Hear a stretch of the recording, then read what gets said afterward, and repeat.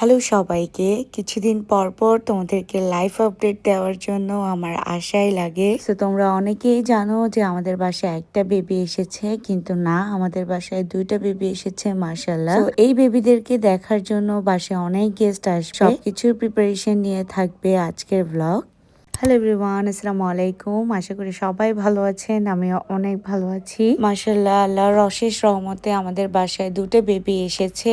একটা আমার বোন স্মৃতির বেবি, আর একটা হচ্ছে তাজু আর তাসবির ছোট ভাই। তো সবাই প্লিজ মাশাআল্লাহ বলবেন। এখানে ওদেরকে দেখার জন্য অনেক মেহমান আসবে বাসায়, যার জন্য একদম রাত থেকে সব প্রিপারেশন শুরু করে দিয়েছে। এদিকে আমি ডেজার্টও বানিয়েছি, তারপর আমার বড় খালা, আম্মু, গলি আপু মিলে নাস্তা বানাচ্ছে। তো এদিকে ওদেরকেও আমি টুকিটাকি হেল্প করলাম, আবার অন্যদিকে আমার এক্সামও চলছে। তো দুটো প্রেশার নিয়ে হচ্ছে আমি কাজ করে যাচ্ছি, যেহেতু আমি একই সাথে ফুফি আর খালা হয়েছি। তো এগুলা করতে করতে অনেক রাত হয়ে গিয়েছে, প্রায় 3টা-4টার দিকে সবাই ঘুমিয়েছে। কিন্তু আমার আবার সকালে তাড়াতাড়ি উঠতে হলো। আমি 6টার দিকে উঠে সবার আগে নাস্তা করলাম। আবার আমার 9টা থেকে ছিল এক্সাম, তো আমাকে পড়তে হবে কিছুটা হলেও। আর তোমরা তো অনেকেই জানো না যে আমি মোটামুটি ভালো স্টুডেন্ট, মানে 2-3 ঘন্টা পড়ে আমি 30-এ 28 পাওয়ার মতো স্টুডেন্ট। আর 2-3 ঘন্টা পড়ে আমি ভালোই এক্সাম দিতে পারি। কিন্তু এদিকে যে আমার ঘুম হয়েছে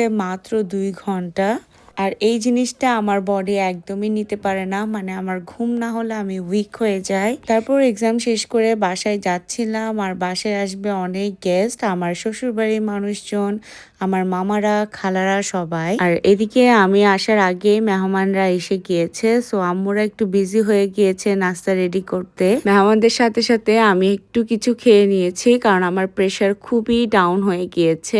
আমার মনে হচ্ছিল যে আমার খুব খারাপ লাগছে, তাই সাথে সাথে অদিতিকে দিয়ে একটু প্রেশারটা চেক করে নিয়েছি। আসলেই তাই, আমার প্রেশারটা একদমই ডাউন হয়ে গিয়েছে। তার মাঝখানে আমি একটা ডিম সেদ্ধ খেয়ে নিয়েছি, তারপর স্বস্তি পেলাম। কিন্তু রেস্ট করার সময় একদমই নাই। এদিকে আমরা সবাই বেবিকে আদর করতে ব্যস্ত, অন্যদিকে তাজু আর বেবিদের হার্টবিট চেক করছে। এ হলো আমাদের দুটো বেবি, মাশাআল্লাহ বলবেন, ওরা মাত্র 5 দিনের বড় ছোট।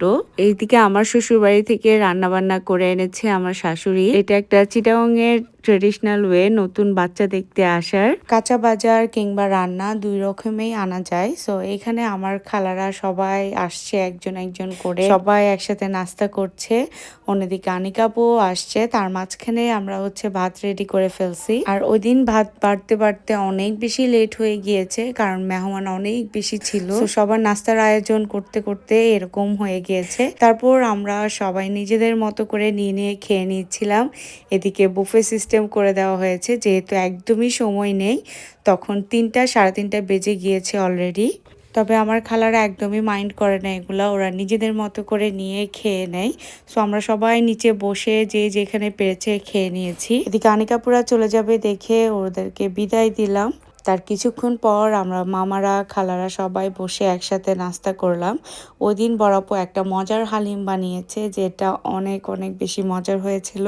আর আমার হালিম খেতে অনেক অনেক বেশি মজা লাগে, স্পেশালি গরুর মাংস কিংবা নলার হালিম। তারপর সব মেহমান চলে যাওয়ার পরের দিন হলো এটা। তো এই দিন হচ্ছে তাজওয়ারের ভাইয়ের নাম রাখা হবে, তাই ওকে সুন্দর একটা নতুন জামা পরিয়ে দিচ্ছে আর রেডি করা হচ্ছে।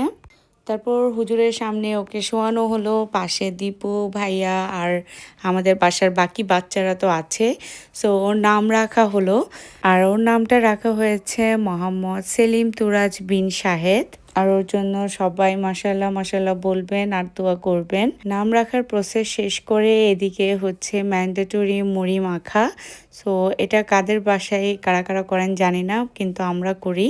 এখানে আমরা চনা, মুড়ি, চানাচুর সব কিছু মিক্স করে একটা মিক্সচার বানানো হয়, যেটা সবাই খায় এবং হুজুরকেও খাওয়ায়। সো এটা দেওয়া হয়েছে হুজুরের সামনে, হুজুরও খেয়েছেন। আর ওই দিন ছিল ওয়ার্ল্ড কাপের ফাইনাল খেলা, সো সবাই জার্সি পরেই বসে আছে। তারপর আর তেমন কোনো কিছুই রেকর্ড করা হয়নি, আমরা সবাই বসে আড্ডা দিয়েছি, মুড়ি খেয়েছি। So that is it for today guys, আল্লাহ হাফেজ।